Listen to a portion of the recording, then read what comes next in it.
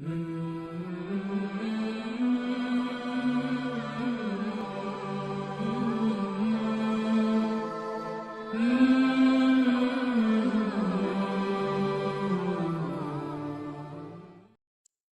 اللہ الرحمن الرحیم رب اشرح لی صدری ویسر لی امری واحلل عقدۃ من لسانی یفقہوا قولی اللہم فقہنا فی الدین اللہم فقہنا فی الدین آمین یا رب العالمین۔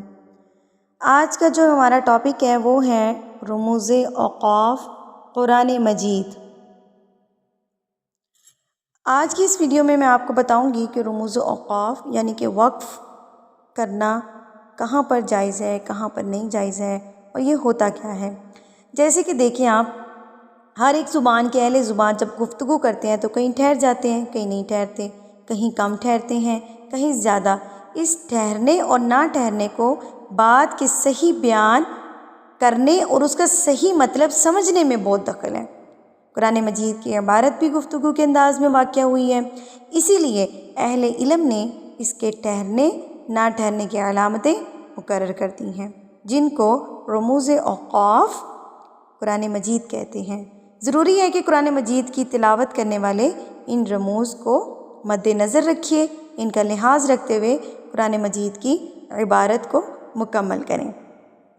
سب سے پہلے ابھی جو میں نے کل کا سبق پڑھایا تھا، سورۃ بقرہ کا سبق نمبر 54 میں تقریباً تمام جو وقف کی جو علامات ہوتی ہیں نا وہ تمام آئی تھیں، لیکن اس سبق میں زیادہ ڈیٹیل میں نہیں بتا سکی، اس لیے میں ایک الگ سے ویڈیو بنا رہی ہوں تاکہ آپ سب کو وقف کی سمجھ اچھے سے آ جائے۔ تو کل کے سبق میں جتنے بھی ہم نے علامات پڑھی ہیں ان پر آج ہم ڈیٹیل میں بات کر لیتے ہیں تاکہ آپ کو تفصیلی طور پہ سمجھ آ جائے اچھے طریقے سے۔ سب سے پہلے یہاں پر دیکھیں یہ گول دائرہ، آیت کے آخر میں جو گول دائرہ ہے، جہاں پر بات پوری ہو جاتی ہے وہاں یہ چھوٹا سا دائرہ بنا دیتے ہیں۔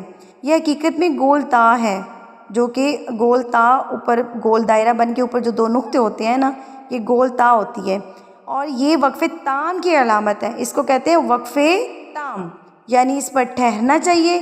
اور اب گول تا تو نہیں لکھی جاتی نا، البتہ چھوٹا سا دائرہ بنا دیا جاتا ہے، اسی کو آیت کہتے ہیں، اور اسی کے اندر آیت کا جو ہے وہ نمبر لکھ دیا جاتا ہے۔ اگلا اس میں ہم دیکھتے ہیں جیم۔ اب جیم کیا ہے؟ جیم کہتے ہیں وقف جائز، یعنی کہ یہاں ٹھہرنا بہتر ہے اور نہ ٹھہرنا جائز ہے۔ جیسے کہ دیکھیں یہاں پر جیم لکھا ہوا ہے، اب ہم اس کو اگر وقف کریں گے تو ہم اس کو ایسے پڑھیں گے، من الہدی والفرقان۔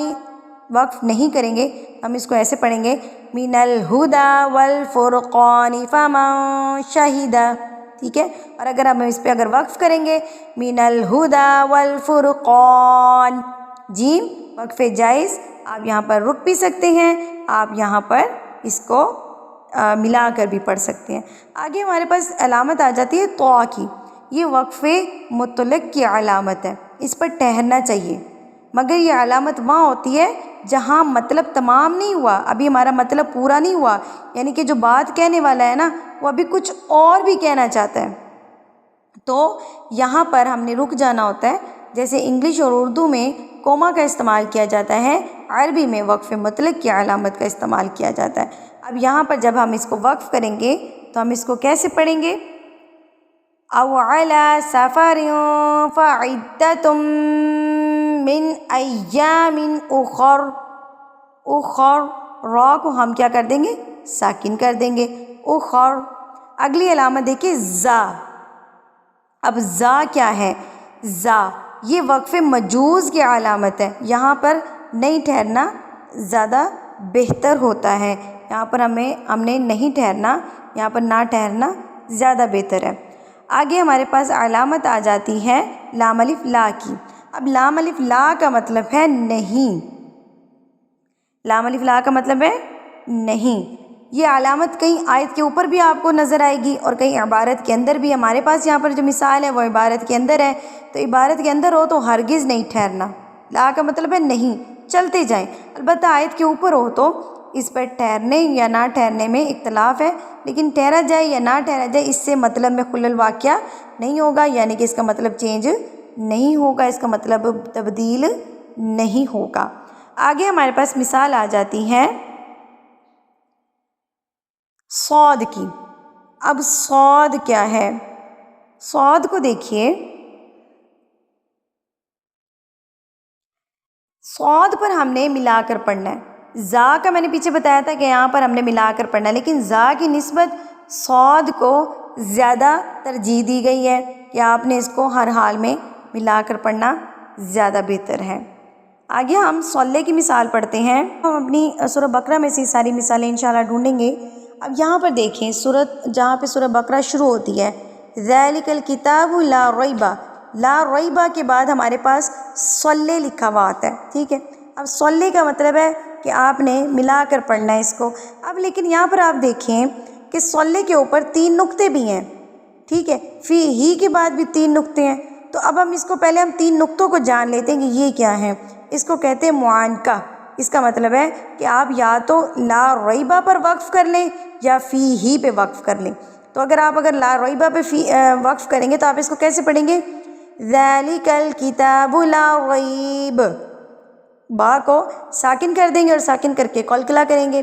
پھر آگے آیت کو شروع کریں گے، فیہ ھدی للمتقین. اور اگر آپ فی ہی پہ وقف کریں گے تو کیسے پڑھیں گے؟ ذالک الکتاب لا ریب فیہ ھدی للمتقین. ٹھیک ہے، یہاں پر آپ کو 3 نقطوں کی سمجھ اچھے سے آگی ہوگی. اگلی مثال پر چلتے ہیں. یہاں پر آیت نمبر جو 8 ہے ہمارے پاس، یہاں پر آپ کو چھوٹا سا میم لکھا ہوا نظر آ رہا ہے. اب اس میم کا کیا مطلب ہے؟ اس میم کا مطلب ہے وقف لازم. یہ علامت وقف لازم کی ہے، اس پر ٹھہرنا نہایت ضروری ہے. اگر نہ ٹھہرا جائے تو مطلب کچھ کا کچھ ہو جائے گا. اس کی مثال آپ اردو میں یوں لے لیں، جیسے کہ کسی کو کہیں کہ اٹھو مت بیٹھو، یعنی اٹھو کے بعد میں رک گئی، پھر میں نے کہا مت بیٹھو. لیکن اگر میں اٹھو کے بعد نہیں رکتی تو اس کو میں نے ایسے بولنا تھا، اٹھو مت بیٹھو. تو کسی کو بھی سمجھ اس میں مطلب کچھ کا کچھ ہو جانا تھا، یعنی اٹھو پر ٹھہرنا لازم تھا. اگر نہ ٹھہرا جائے تو لفظ کیا بن جائے گا؟ اٹھو مت بیٹھو، جس میں اٹھنے کی نہیں بیٹھنے کی بات ہو رہی ہے.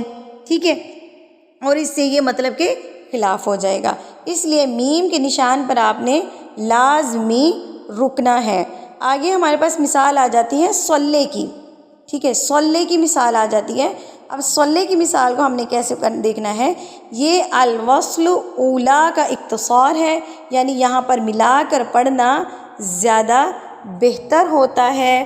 یہاں پر ہم نے اس کو ہر حال میں لفظ کو ملا کر پڑھنا ہے.